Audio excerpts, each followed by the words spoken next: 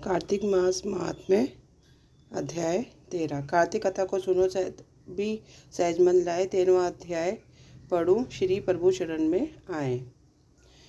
दोनों ओर से गदाओं बाणों शूलों आदि का विष भरा दैत्यों के तीक्ष्ण प्रहारों से व्याकुल देवता इधर उधर भागने लगे। तब देवताओं को इस प्रकार भयभीत हुआ देखकर गरुड़ पर चढ़े भगवान युद्ध में आगे बढ़े और उन्होंने अपना सारंग नामक धनुष उठाकर बड़े जोर से टंकार किया। त्रिलोकी शाब्दी हुई। परमात्मा में भगवान ने हजारों दैत्यों के सिरों को काट दिया। फिर तो विष्णु और जालंधर का महासंग्राम हुआ। वायु से आकाश बढ़ गया। लोग आश्चर्य करने लगे। भगवान विष्णु ने बाणों के वेग से उस दैत्य की 2000 चतर धनुष बाण काट डाले। इससे व्यवस्थित हो उसने अपनी गदा उठाकर गरुड़ के मस्तक पर दे मारी।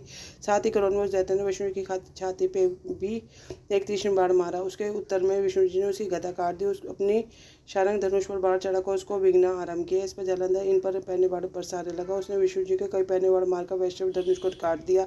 धनुष कट जाने पर भगवान ने गदा ग्रहण कर ली। शीघ्र जालंधर को खींचकर मारी, परंतु उस अग्निवत अमोघ गदा की मार से भी वह दैत्य कुछ भी चलायमान न हो। उसने एक अग्निमुख त्रिशूल उठाकर विष्णु पर छोड़ा।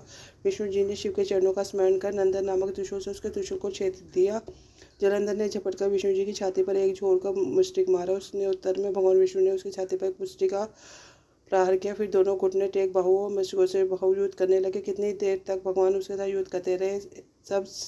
सबसे मायावी भगवान उस दैत्यराज से मेघवशी बोले, हे दुर्मत दैत्य, तू धन्य है जो इस महायुद्ध में बड़े बड़े आयुधों से भी भयभीत न हुआ। तेरे इस युद्ध से मैं प्रसन्न हूँ। तू मांग जो मांगता है। महावीर विष्णु की ऐसी बातें सुनकर जालंधर ने कहा, बाबू यदि आप मुझ पर पसंद है तो यह वर दीजिए कि आप मेरी बहन और अपने सारे कुटुंबियों सहित मेरे घर पर निवास करें। नाथ जी बोले। उसने ऐसे वचन सुनकर विष्णु जी को खेत दिया, किंतु उसकी क्षण देवेश ने तथास्तु कह दिया। अब विष्णु जी ने सब देवताओं के साथ जालंधर में जाकर निवास करने लगे। जालंधर अपनी बहन लक्ष्मी और देवताओं सहित विष्णु को भला पाकर बहुत पसंद हुए। फिर तो देवताओं के पास जो रत्नादि थे उसको जालंधर पृथ्वी पर लाया।